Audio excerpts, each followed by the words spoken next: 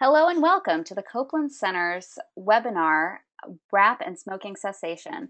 Today's presenter is Gina Calhoun. Gina is our Director of Wellness and Recovery Education here at the Copeland Center and has a wonderful story about how she's gotten here to love wrap and be part of the wrap community. Gina has a distinguished career as both a peer and as a professional. Where she has worked at the Harrisburg State Hospital, and as well as having been living there for a number of years and then coming back to close down the campus and educate peers about their options. So we are so happy to have Gina with us, and she's going to get started from here. All right, so today we're going to talk a little bit about wrap and smoking cessation. But I want to begin with a couple statistics. Today, when I hear that 75% of individuals who use public mental health services smoke cigarettes, as compared to a declining 25% of the general population, I am startled. Today, when I hear that 200,000 people with mental health challenges die each year from smoking-related illness, I'm scared. But I didn't always feel that way. So today in this webinar, I'd like to just share a brief portion of my story and how I went from a smoker to a non-smoker, and two of the tools I used. The one was one of Mary Ellen Copeland's recovery topics known as changing negative thoughts to positive thoughts, and the other was WRAP, the Wellness Recovery Action Plan. So let me share a little bit of my story. When I was court committed to Harrisburg State Hospital, I didn't get outside for almost 2 years because I wasn't on a so-called privilege level. And then I found out, hey, wait a minute. Smokers, no matter what privilege level they were on, got outside every 2 hours for 2 cigarettes. I could literally put 2 and 2 together, so I started smoking. After 15 years of a pack of cigarettes a day, it became one of the hardest habits to break. Because for me, smoking was more than, it was a way of life and it was a coping strategy.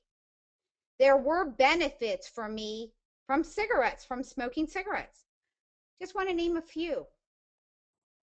The first benefit was smoking actually lessened the noisiness and voices in my head. So I could concentrate and focus outwardly on relationships. The second one, smoking added a purposeful pause to my life, which made it easier for me to transition from one activity or task to the next activity or task. And smoking minimized boredom and lessened anxiety. And yes, I knew the devastating effects smoking had on your physical health. I knew that smoking caused cancer, cancer, cancer, cancer. I also knew that as a smoker in my early 30s, smoking would cause early facial wrinkles, coronary artery disease, and I already had a kidney disease. It's called medullary sponge kidney disease, and I knew one of the worst things I could do for my kidney disease was smoke cigarettes. But I was really, really good at rationalizing. I used to say things like this. Hey, you know what? Smoking may be bad for my physical health, but it's certainly good for my mental health. Or, by the time my kidney disorder gets to a critical stage, I'll have quit. But not today. I need this cigarette now. I even rationalized by saying, yes, I know I need to cut down on cigarettes, but today's a stressful day. I'll start tomorrow. And tomorrow was always a day away. So it's really good at rationalizing. So let's talk a little bit about my turning point, because I think this is important. For me, my turning point did not come because I had more education and knowledge about the side effects and the physical devastation that smoking had on my physical health. That's just not what occurred. for me, my turning point was because my emotions were aroused. So two events occurred that jump-started my emotional drive to want to quit smoking. And I'd like to share with you those two events. The first was with my sister, Rachel. My sister, Rachel, is a person that's always going to be about 11 or 12 emotionally and educationally. And at least once a month, we get together for Sisters' Day Out. And on this particular Sisters' Day Out, Rachel wanted to take a shop. She wanted to go shopping at the mall. And I got to tell you, Rachel can literally shop until I drop. So we're in the car driving to the mall, and I'm smoking a cigarette, flicking the ashes out the window. I turn to smile and say something to Rachel. And there she was with a plastic McDonald's straw, pretending to smoke, just like her big sister, Gina. My heart was pierced. My love for Rachel outweighed my perceived need for a cigarette at the moment. So I vowed, based on having my emotions aroused to that point, I vowed that I was not going to smoke in front of Rachel. Oh, I was going to smoke, just not in front of my sister. The second event occurred shortly after that. And some people will say that this was part of my mental health challenge. I am going to call this event a spiritual event, and I'm going to stand strong in that belief. So I buying my cigarettes.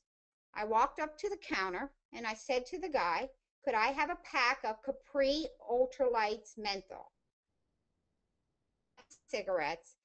And I heard, wait upon the Lord. So I said to myself, you know what? I'll figure that out after I buy cigarettes. So I went to get my money, and he went to hand me the cigarettes, and I heard it again, wait upon the Lord. So I looked at the poor cashier, and I said, hang on a minute. I got out of line. I walked over to my husband, and I said, hi, honey. I don't think I'm going to buy cigarettes tonight. So he said, oh, okay. And then he says, when is the last time you've gone without a cigarette for a whole evening, all night, and the entire next morning? I said, probably 15 and a half years.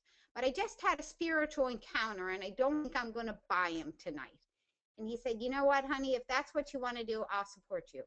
So I knew I had at least one person on my support team. Also knew that in order for me to be successful at quitting smoking, I needed to have a few other things in place. I needed to have a few other things by way of preparation. So now I had the emotional drive to want to quit. The next thing I needed to do was really change the negative rationalizations to positive, hope-filled self-talk. So I began saying out loud and to myself everywhere I went, hey, I am taking personal responsibility. I am in control, not cigarettes, and I choose freedom and health. I would say it over and over and over again. I am taking personal responsibility, and I am not cigarettes, and I choose freedom and health. What I was hoping to do and what really happened was the automatic thoughts and the negative rationalizations became minimal, and this new positive self-talk really got internalized in my brain. So now my emotions were shifted, my thought process was starting to shift, but I needed two more things. I needed a support team, and I needed a plan. So first, the support team. I had my husband on board. His name's Scott. And the next thing I did was I called my mom and dad, and I said, hey, Mom and Dad, I'm going to quit cigarettes. They were a bit skeptical, but they said that they wanted to support me and that they would buy Nicorette gum, lozenges, or the patch for the first 3 months that I was without cigarettes. They were still a bit hesitant, and I turned to my parents and I said, you guys really don't know me too well. You know what? I am tough. I am going to go cold turkey, and I don't need any stop smoking aids. I just need your support. We'll get to the rest of that story later, but that's what I first said when I was talking to my parents. The next people I told was work. Actually, I only told my boss, Dr. Aiden Altenauer, and then he proceeded to do a mass email to all my other colleagues, letting them know that I was quitting smoking and that I was going to need support on this tremendous journey. So I had a support team in place. And then I thought, what am I going to use for a plan? And I already knew WRAP, or the Wellness Recovery Action Plan, because I was using it in my everyday life to grow beyond and live beyond my mental health challenges. And I thought, wow, maybe this structure would work for smoking cessation. Now, I will tell you, I did not develop my entire Wellness Recovery Action Plan before I laid down cigarettes for the first time. I wish I had, but I did not. All I developed before my actual quit date was a wellness toolbox.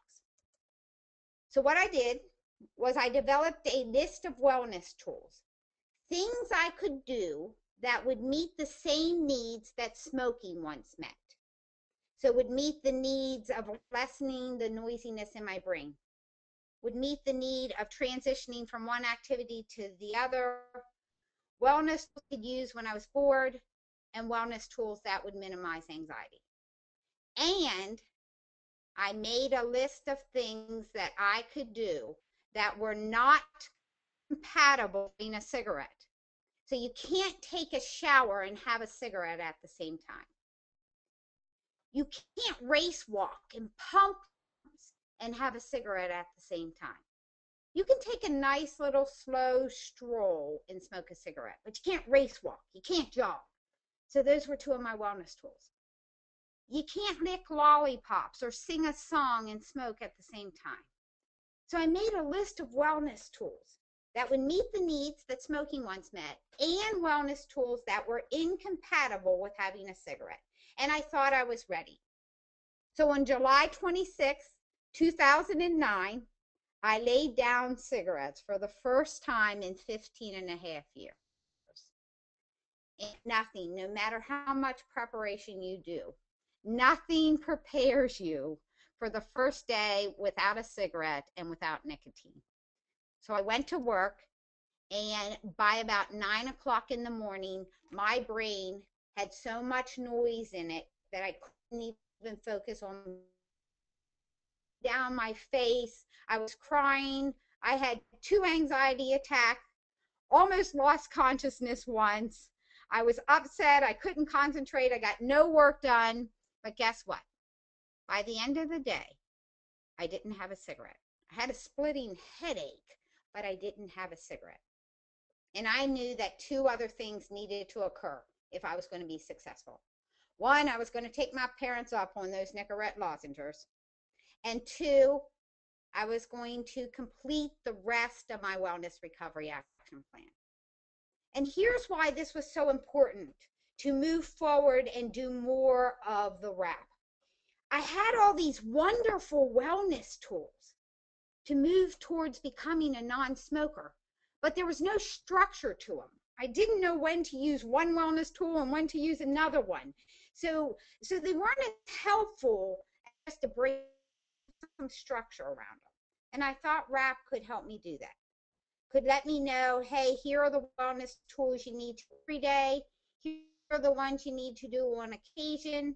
Here are the ones you need to do if this event or circumstances occur, and so on and so forth. So I began to rest on this recovery action plan, starting with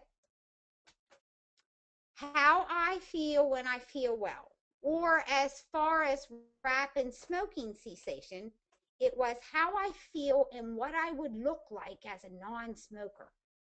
And this actually became a very important part of supporting me to quit cigarettes. And here's why.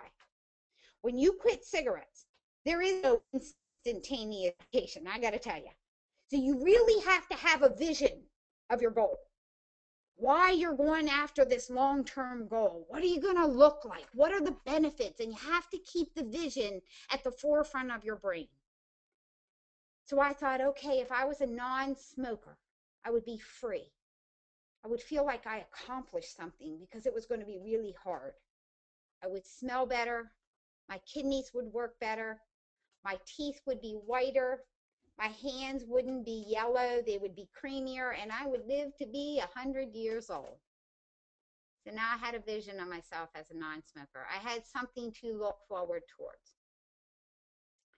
Next, I made a list of the things I needed to do every single day to keep me on track with attaining my vision. And I wanted to make this list really a doable list. I didn't want to get overwhelmed with the things I needed to do every day because that would drive me to have a cigarette. I wanted to make it a very doable list. So some of the things I needed to do every day. I needed to pop some of those Nicorette lozenges. I needed to hang out with my Stop Smoking support team because I am pretty strong-willed and I do have some self-determination, and I knew that if I was around my accountability partners, I probably wasn't going to smoke. I needed to read my vision every single day of what I was going to look like as a non-smoker. Also needed to do a left to right physical activity. And I want to talk a little bit about why that was so important for me to do every day. Any left to right physical activity, such as walking, jogging, bicycling, even juggling, is actually known to balance your left to right brain activity, which gives you a feeling of centeredness and an ability to focus. So for somebody with a lot of noise in their head, this can really center you and allow you to focus outwardly. And I needed that in my life. Also knew that while I was choosing to take control and personal responsibility, not cigarettes, and I was choosing freedom and health, I still needed the help of my higher power. So those were the things I needed to do every single day. The next list I developed were the things that I could do sometimes to really keep myself energized and passionate about the goal of becoming a non-smoker. So if you've ever smoked cigarettes, it's actually a very expensive habit. So you save money when you choose to quit. So I had some extra money each week. So at the end of each week, my husband and I would share the victory and we would go on a date. And we would use the money that I was saving from not buying cigarettes to do something special and fun together. So that was a nice way to keep my goal fresh and alive. The other one was my husband and I were actually honeymooners. And I found out that, guess what? You cannot have sex and smoke at the same time. It just doesn't work. Church and praise was very important. My neighbors had a trampoline in their backyard, and jumping on the trampoline was fun. And that was important because you can't smoke and jump on the trampoline at the same time. It was also important because when I quit smoking, I was actually eating more. So any of the wellness tools that involved physical activity not only lessened the urge to smoke, but kept some of the weight off as well. And going to the park was important as well. And here's why. I have enough anxiety within myself that if there's a lot of trees around me, it is unlikely that I'm going to light up a cigarette because I'd be afraid that I'd be the one to create a forest fire. So I would actually hang out at the park. And for those of you that don't know me, that is me literally hanging out at the park in the picture on the slide. The next list I created were my triggers. Triggers are those external events or circumstances that when they occur, they cause you to have the urge to smoke a cigarette. So it's the stuff happening in your relationships and environments that when it happens, you say, oh my goodness, I need a cigarette now. So what were some of my triggers? Not going to go over all of them, just two. One was driving. I had gotten into the habit that when I got in the car to go someplace, I would literally smoke my way to my destination. So I had to have some action plans. And many of the action plans come from my wellness toolbox. The first thing I did with my husband was we cleaned out my car so it no longer smelled like cigarette smoke. So with a very clean, nice, sweet smelling car, I was less likely to want to smoke. I also strategically placed lollipops all over my car so that when the urge to smoke would come, I would grab a lollipop instead. And then I did one of my unique wellness tools. I played a game called I Know This Song. Now remember I said you can't sing and smoke a cigarette at the same time? So when I was in the car, I would think of all the songs I learned as a child. I would sing them out loud to see how many I knew the whole way through, all the words and all the verses. And some of you may be giggling, but guess what? It worked. And many of the wellness tools you can use to give up the expensive, deadly habit of smoking cigarettes are simple, safe, inexpensive, or free. The next trigger I would like to explore is the one I've mentioned several times, completing one task and transitioning to another. So especially at work, what would happen would be I would complete the first thing on my to-do list. I would take a purposeful pause, go outside and smoke a cigarette, and then come back and complete the next thing on my to-do list. And that is how I transitioned from one activity to the next. So what I did for an action plan, especially at work, was I grabbed one of my stop smoking supporters, and in between tasks, we would go for a short walk around the campus. If a supporter was not available, I brought a toothbrush and toothpaste to work, and I bought some really expensive hand cream. So when I completed one task, I would go to the bathroom, brush my teeth, wash my hands, and put on the very fancy hand cream. So it was less likely that I was going to smoke a cigarette that would yellow my fingers and yellow my teeth if I've just cleaned both of them. So that was some of my action plans. Also developed some action plans for my early warning signs. So those early warning signs were those subtle internal indicators that would cause the automatic urge to want a cigarette. So it was those things that were starting to happen with your physical body. And when they happen, you'd say, I need a cigarette, and almost automatically grab for one. So for me, it was when the anxiety started to creep up, I would automatically want a cigarette. Or I started to get bored and I didn't know what I was going to do with myself, I would automatically want a cigarette. Or my brain would start to spin and the noise would start to come at the side of my ears, I would automatically want a cigarette. So what was I going to do?